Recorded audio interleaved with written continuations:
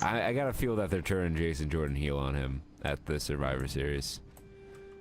Now that must have hurt. Not your son, Dad.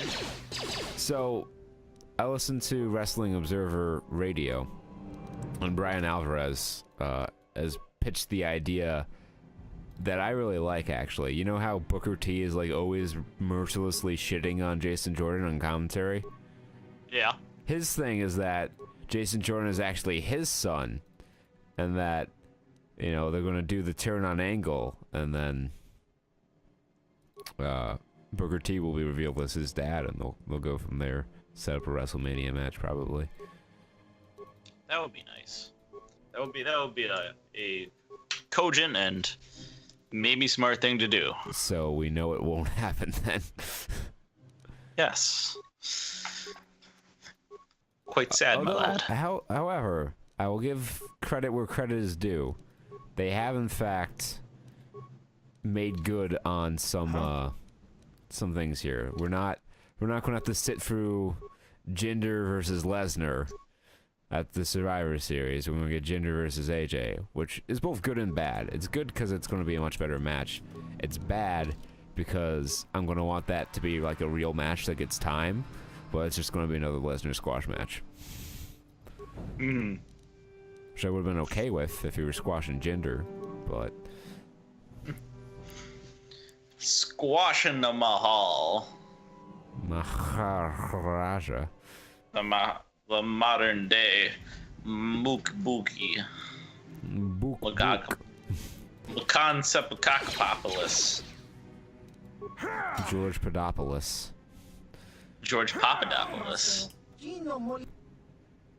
Time to die, Bugface. Racists! Ethnic cleansing. So glad. I'm so glad the developers put in all these racist options. So yes, it's like they knew someday someone was going to do the American History X playthrough of Knights of the Old Republic.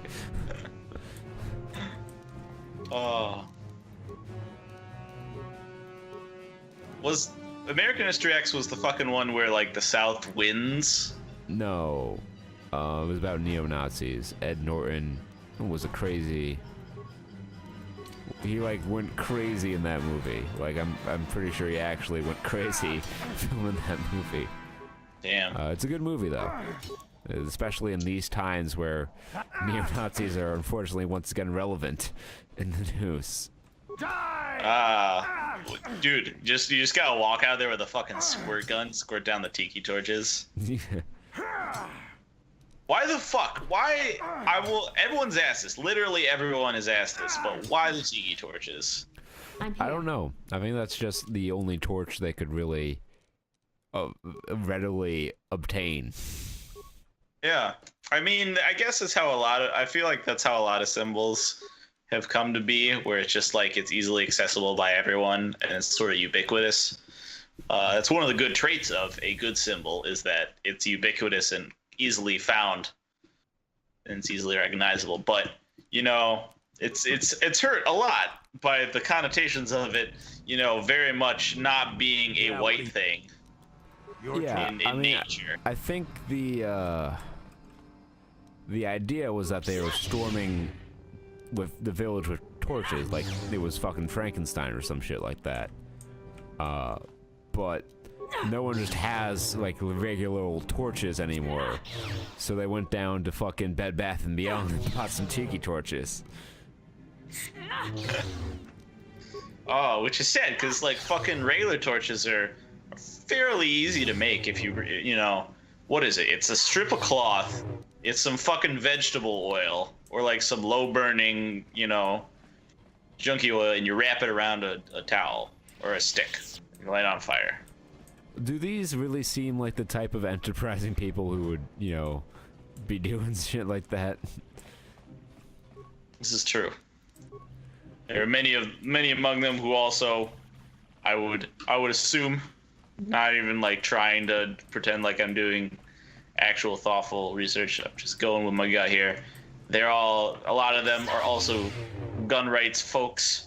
And, you know, for all things represents, the gun is a notoriously lazy weapon.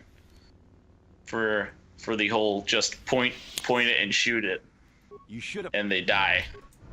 Can't call the guards if you're dead. That's a roll save meme right there.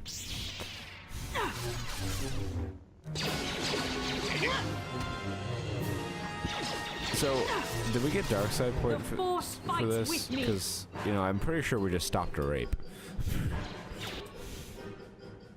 Yeah? Now that No. must have hurt. I don't know where that really stands in the ethical scale. Spectrum. We're finally going to make it off terrace. Bum, bum, bum, bum, bum, bum, bum, bum. I don't know how long this game's going to take us to get terrace, honestly. That's all right. Well, I mean, this is a game that we really wanted to enjoy, so I'm okay if we savor it for a little while here. You know, Well, I mean, not in any hurry to get through it. It's going to be a while, no matter what the situation is.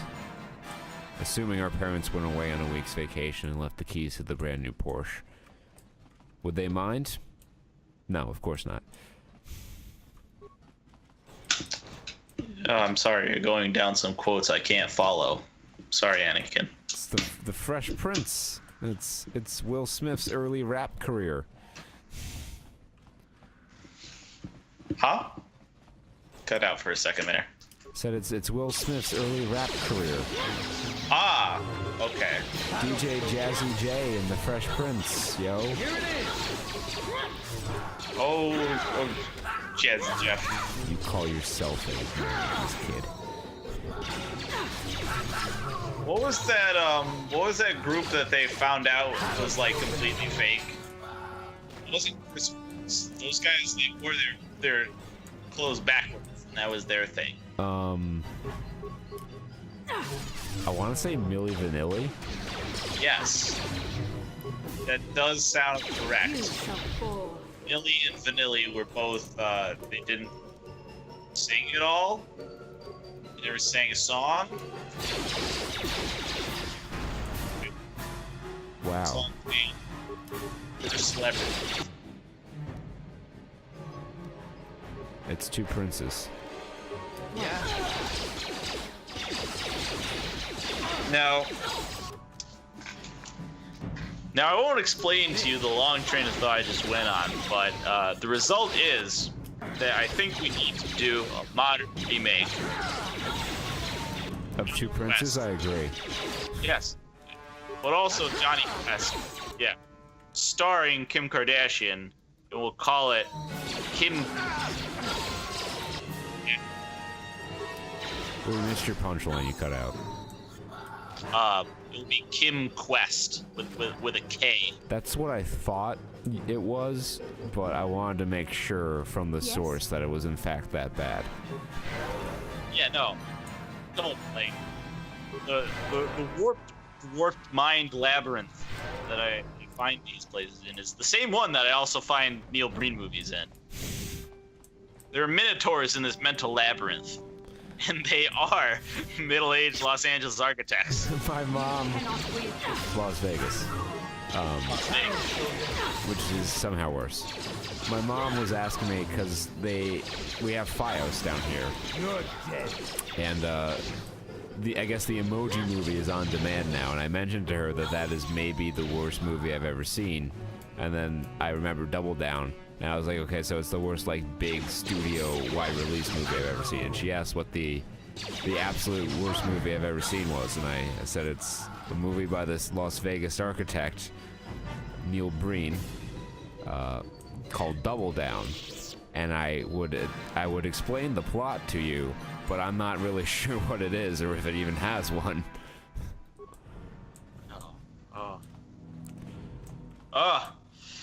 Even it's infecting me. I feel like that guy in fucking Star Trek where the mental control guy like gets into the helmsman and he like grabs his cheek and he's just like oh, he starts vibrating and then his head explodes. Me right now. I don't remember that episode.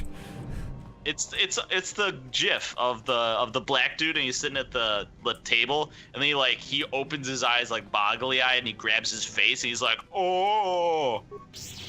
How dare you? I guess I haven't, you can't touch the alarm and you're a dead man. That's it, time for you to die. No dark side points, I'm just killing you indiscriminately for no benefit.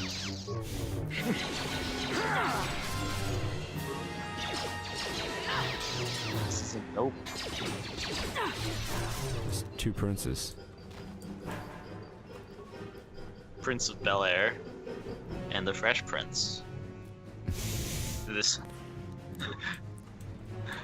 it's the Dayun Princes, Kurt. You're the like Fresh the Prince of Bel-Air now, Carlton.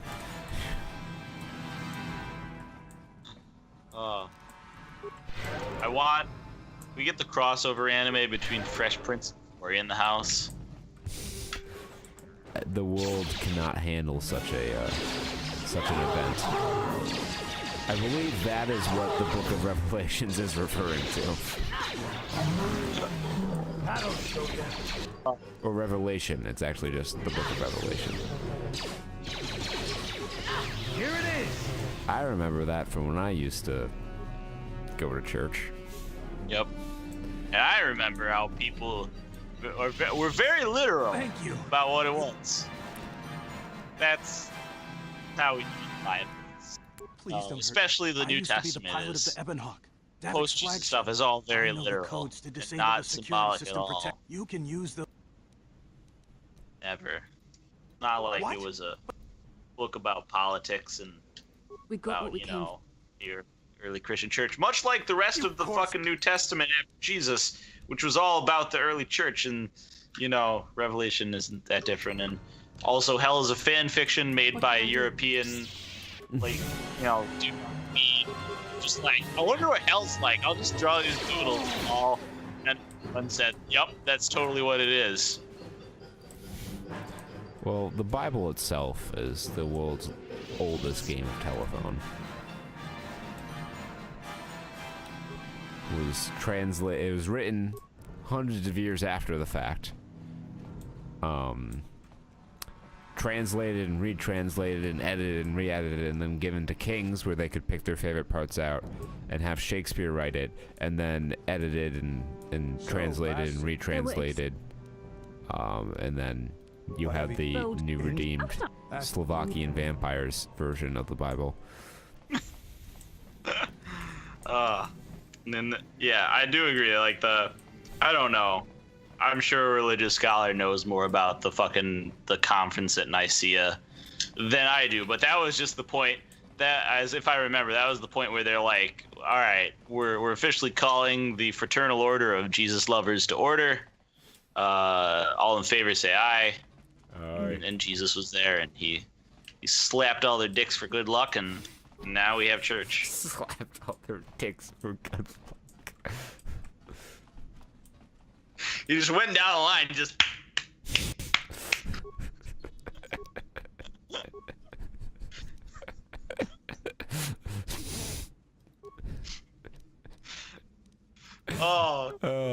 That's gonna be a fucking highlight.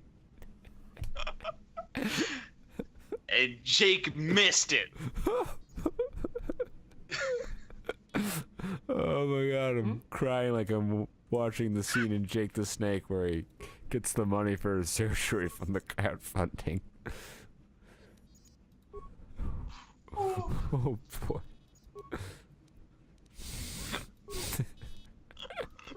It just sticks with you. The image just sticks in your mind right there. I'm picturing it like they're all lined up on either side of Jesus and with full erections, and he's just doing like a running high five down an aisle. Yeah, just hold his hand out like the fucking wave. Damn, no Sith. They're bombing the whole planet. I knew they'd turn on us sooner or... Peter, sometimes your jokes may whiff, but my God, when you hit them, you get all of them. Ain't a lie. You're a fucking slugger who bats, you know, 230, but hits like 46 home runs a year. For a long time. I put all my joke skill into fucking strength. I put none of it into accuracy. Oh. Also, in that cutscene, as we wind down from that joke, the fucking, you hear they're like, oh, they're bombing the whole planet. Oh man, I knew they'd kill everybody sooner or later. Like, no enthusiasm. Their theory is that they're going to escape in the Ebon Hawk, because they know now that we have the codes to get past the blockade. Well, fairly wrong on that. Gotta say. Well, they're right, we have the codes, but they're not going to be alive to use them in just a smidgen here. Oh, but actually... But then... Well, this didn't work out well at all. Alright, well... Well, again, that's why we saved. Yes. That's why we always save. A stitch in time saves 9. Yeah, sure. It's just 2 princes. I only realized, well, it wasn't recently, but it was probably in college when I realized what that saying actually meant. It wasn't like, it wasn't save 9 people, it was save 9 more stitches. What the fuck? Okay, we need a game plan here. Yes.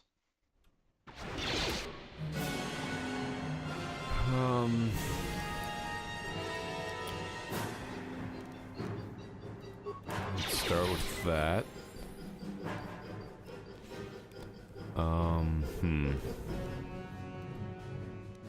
We can try to stun, but he's probably going to save it. Yeah, he saved it. Alright,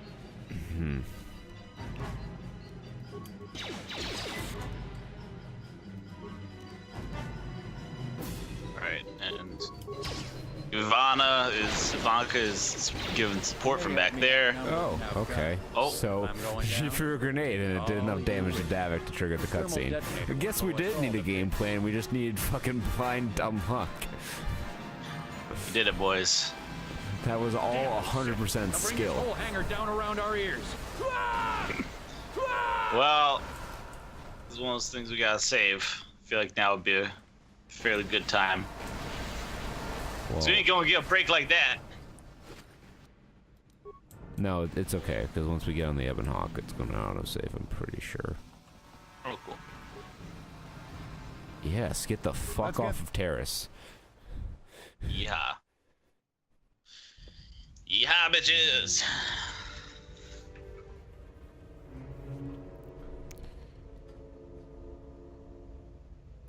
I just realized that we don't have our watermark on this. They are offering no resistance. Uh-oh. Someone's going to steal The it. city is in ruins. Steal the footage. Steal footage from the best KOTR player. The 9 belts, Asgard. It's okay, because I'll edit it and I'll put it in. Smart. Dude, guess how long it takes me to render a 20-minute clip of this playthrough? 4 hours? 3 minutes. Oh, okay. I was on the wrong end of that time scale. Nice. Yeah, dude, Ryzen's a fucking beast. I for the first time in my life, have a proper workstation CPU, and it's amazing. That does have to be a good feeling. Like, having a computer that can actually do shit. You don't have to worry about shenanigans. Yeah. We are. How long does that last? How long do you think yours will be considered really super capable? I don't know. It depends. It's not even the top of the line thing, but the nice part about it is AMD supports their sockets for a long time. They've already said that AM4 platform is going to be supported until 2020. So at that point, you know, I can just get whatever the highest end processor on this platform is, and they'll probably be fine. Like, they're really multi-threaded beyond what most applications can take advantage of. So it'll be a while before they start to lag behind. So is this a turret section we're coming up on? Yep.